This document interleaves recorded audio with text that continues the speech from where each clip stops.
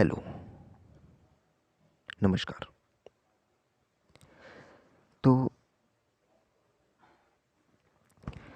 Big boss 16 एक ऐसे मुकाम पे पहुंच चुका है जहां पे अब जो भी आप कदम कदम लेते हो वो ऑडियंस को साफ दिख रहा है, क्योंकि कुछ ही इंसिडेंट्स घर के अंदर हो रहे हैं जो कि अच्छे से कैप्चर भी हो रहे हैं, ऑडियंस को दिख भी रहे हैं।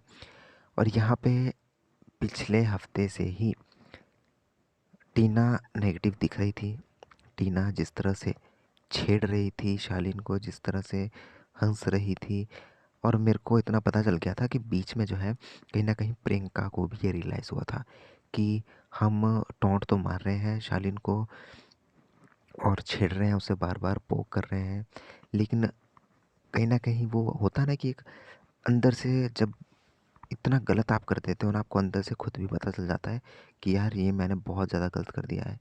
तो प्रियंका बीच में कहती हुई भी नज़र आई थी कि यार शालीन को हम जो ये कर रहे हैं ना, हँस रहे हैं, पोक कर रहे हैं, हमें पता है कि वो एक्टिंग कर रहा है, वो जो है वो मेरा दिमाग सही नहीं है, मैं डिप्रेशन में हूँ, ये वो एक्टिंग कर रहा है, लेकिन कहीं न कहीं जो हम उसको कर रहे हैं ना, वो मुझे लग रहा है कि हमें थोड़ा कम करना चाहिए।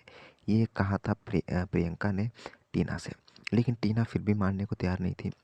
और टीना ये कह रही थी कि यार वो एक्टिंग कर रहा है ना, अब हम यहाँ पे बैठे हैं तो हम तो बोलेंगे, हम तो हँसेंगे, हमारा हमारा हक है, हमारा मुँह है, हम जो बोलेंगे वो करेंगे। हम थोड़ी कि चुप बैठेंगे उसके आने पे, या उसे बुरा लगेगा तो हम चुप बैठेंगे। ये सब बातें कर रही थी कहीं न कहीं टीना। प्रियंका ने कहा था कि देख यार बात सुन, मैं नहीं चाहती कि तेरे पे अब कुछ और बात आए, तो तू जो है और मैं भी दोनों ही हम अब ये सब चीज़ें कम कर देते हैं, और ऐसा समझाया था। तो प्रियंका को कहीं न कहीं तो पता ही था कि हम जो कि उन्होंने दोनों ने ये बड़ा गलत कर दिया और इसे कहीं न कहीं बुलिंग ही कहेंगे। तो आते ही फराह खान ने घर के अंदर जो है इन दोनों की क्लास लगाई।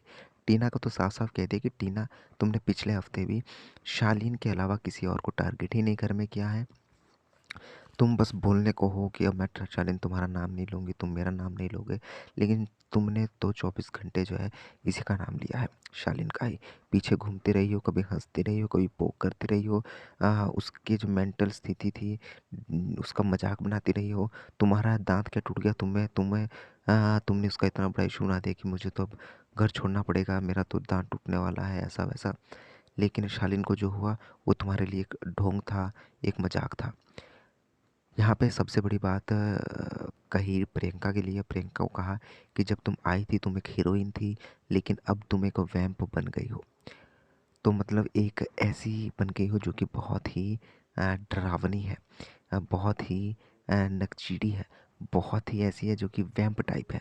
तो इस तरह से कहा है कहीं न कहीं फराह खान ने, जो कि मुझे लगता है कि खुद समझना चाहिए प्रियंका को कि यही एक आप कह सकते हैं रूल कह लें, या फिर एक उनका बिहेवियर कह लें। टीना का वो ऐसा ही बिहेवियर है कि जिसके साथ वो रहती है बहुत मासूम बन जाती है और ऐसा कहती है कि यार मैं तो कुछ कर ही नहीं रही हूँ, मैं तो कुछ कर ही नहीं रही हूँ, मेरा नाम क्यों आ रहा है, मैं तो कुछ कर ही नहीं रही हूँ, तुम देख रहे हो ना मैं तो कुछ कर ही नहीं रही हूँ।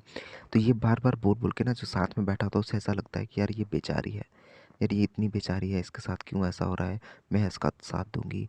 और टीना को सब पता है कि वो 24 घंटे उनके मन में क्या है। ऐसा नहीं होता कि किसी को अपने मन का नहीं पता होता। टीना को अपने मन में पता था कि उसे दिक्कत है शालीन से। वो जितना मर्ज़ी कह ले कि मैं इग्नोर करूँगी, मैं तो उसके बारे में बात नहीं करूँगी, लेकिन टीना जो है वो शालीन को ही टारगेट कर रही थी। टीना जो है शालीन के बारे में ही बात कर रही थी। मन के अंदर तो टीना को पता था कि मुझे तो बस कैसे न कैसे इसकी इज़्ज़त गिरानी है। ये वो अपने ठान के चली हुई थी। इसी के साथ-साथ उसने कहीं न कहीं प्रियंका को भी ये करने में यूज़ किया, जो कि फराह खान ने बिल्कुल सही कहा। वेल, आपको क्या लगता है कि जो ये प्रियंका को फटकार लगी है कि तुम एक वैम्प बन गई हो, इस पे आपको क्या है कहना? इसी तरह से लेटेस्ट अपडेट जानने के लिए आप सब्सक्राइब ज़रूर करें। मिलते हैं नेक्स्ट वीडियो में, तब तक के लिए धन्यवाद।